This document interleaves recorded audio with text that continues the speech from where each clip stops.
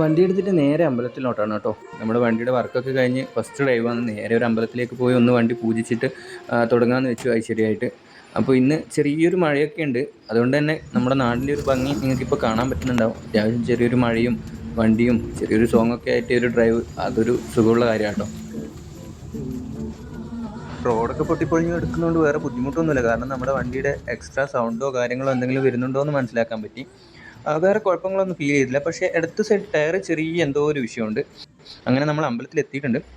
ഭയങ്കര ബ്യൂട്ടിഫുൾ ആയിട്ടുള്ളൊരു കാഴ്ചയാണ് കേട്ടോ ഈ അമ്പലത്തിൻ്റെത്. പിന്നെ അകത്തുനിന്നുള്ള വീഡിയോസ് ഒന്നും എടുക്കാൻ പറ്റില്ല. നമ്മൾ എല്ലാ കാര്യങ്ങളും ഉൾപ്പെടുത്തി വീഡിയോ ചെയ്യുമ്പോൾ ഫുൾ ലെങ്ത് വീഡിയോ വരും. അത് നമുക്ക് ഷോർട്സിൽ ഇടുന്നത് അത്ര പ്രാക്ടിക്കൽ ആയിട്ടുള്ളൊരു കാര്യമല്ല.